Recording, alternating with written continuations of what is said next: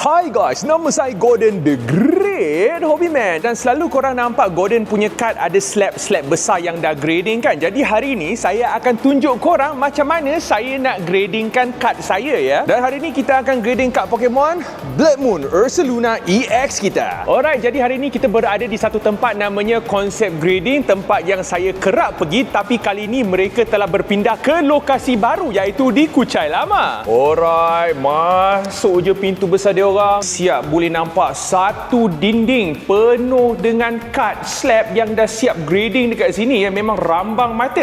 Dia orang banyak juga Gengar yang PSA 10 punya. Ui, serius lah guys. Dia orang siap ada Charizard Plasma Storm kat sini. Okey, beli. 10,000 je. Siap korang boleh lepak-lepak kat sini untuk buka pack ya. Ada 2 meja kat sini. Ni dia punya retail section pun dah nampak besar dan selesa ya. Masuk-masuk je dah nampak barang padu lah. Alright, kita bagi dia untuk grading ya. Okay, mula-mula sekali secara ringkas dia akan tengoklah kita punya kondisi kad dia macam mana, dan dia akan secara ringkas bagi tahu anggaran PSA yang kita akan dapat. Yang saya punya tu adalah sikit-sikit yang tak cantik itu. Jadi kemungkinan dia akan dapat PSA 9 katanya. Dah confirm saya nak hantar grading kan, dia akan ukur dengan vernier caliper. Lepas tu siap dia akan bersih-bersihkan depan belakang dia, dan dia akan masuk dalam dia punya custom card sleeve lah ya, untuk dihantarkan untuk buat grading. Lepas dihantar submit, korang boleh track tau kad korang dah sampai mana, dah mula grading ke belum, dah sampai balik Malaysia ke belum. Semua ni korang boleh track dekat website dia orang. Okey, selepas kita dah submit untuk buat PSA rating kad kita kena tunggu dalam 4 ke 5 bulan lah. Sebab kad ini akan dihantar ke luar negara untuk buat grading semualah. Lepas kad dah siap, nanti kita buat video lagi satu ya. Okey, kalau korang nak cari tempat yang trusted untuk buat grading kad anda, tunggu apa lagi? Datanglah Concept Grading.